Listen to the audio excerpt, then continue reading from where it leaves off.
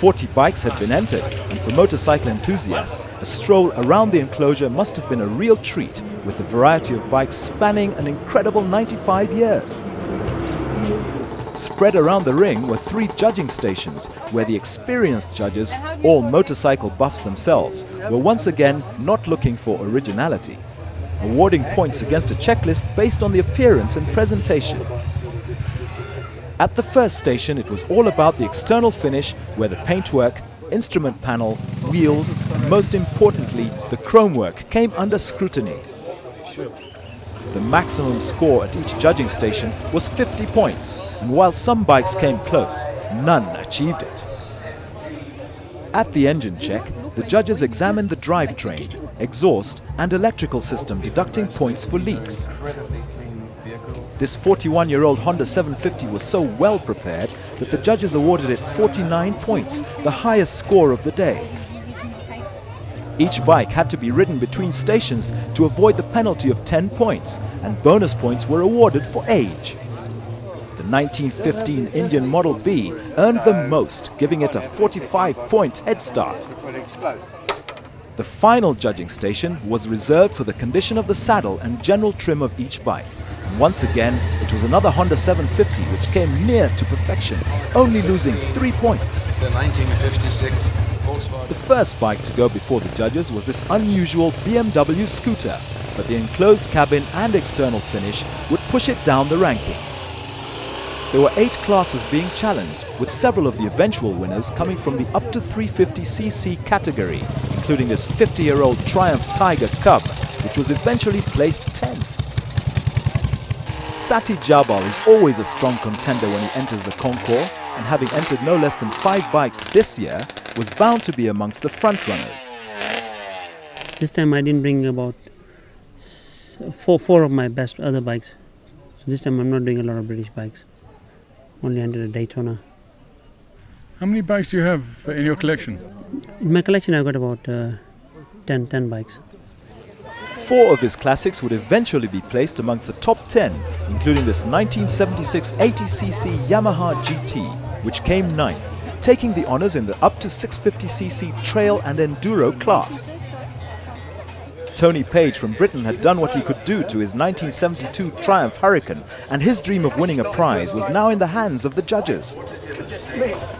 Whilst the engine and trim scored well, the paint and chrome work did not, and the 171 points gained eventually placed him 2nd in class and 8th overall, but he was far from disappointed.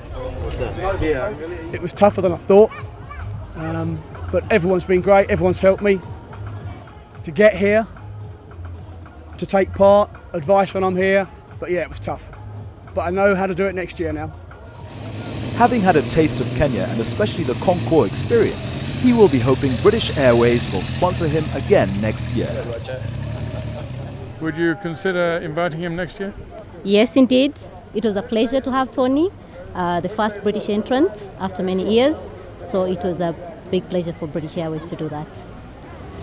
This was Michael Milner Smythe's 8th Concours, and apart from being a prominent ambassador in attracting international entries, the range of bikes entered over the years by the Vintage Motorcycle Club of South Africa has been fascinating.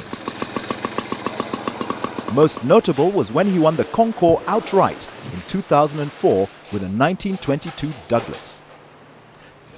This year he had entered a 1920 ABC Sopwith, manufactured by Sopwith Aviation, who built fighter aircraft during the First World War. This is an ABC, it's a 1920 machine, very unusual in that it was in production only for 2 years and then it failed. But a flat twin with suspension front and back, and quite an advanced design, English machine it is, yeah. The 400cc Sopwith earned maximum points for age, but the judges found enough fault to deduct 18 points and it was placed 7th.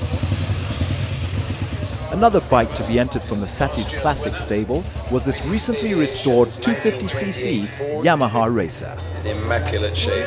The bike is an integral part of Kenya's motorcycle racing heritage, and its original owners will be pleased that it has been restored to such good condition. It belonged to somebody called Sosperado with Billy Furlong and Mazzi Mata. They were the old guys who were racing with his bikes.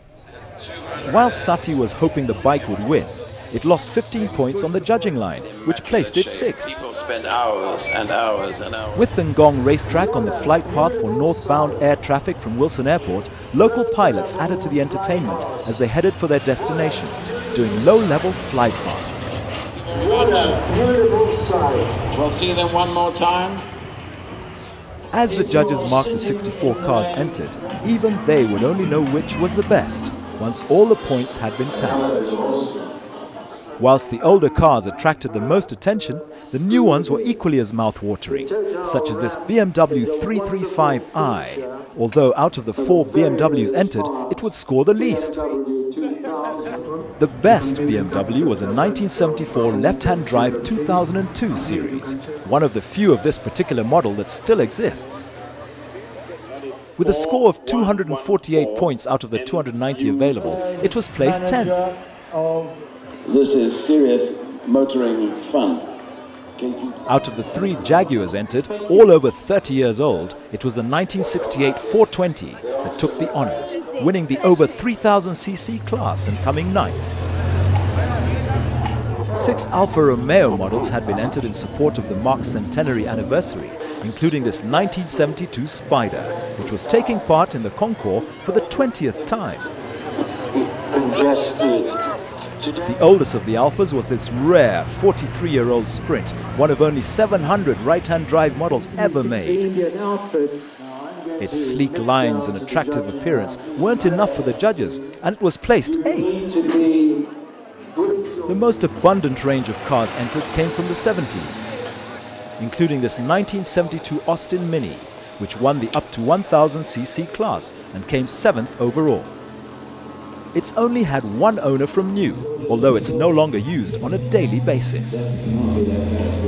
One of the most sought-after awards, especially in this centenary year, was the trophy for the best presented Alfa Romeo.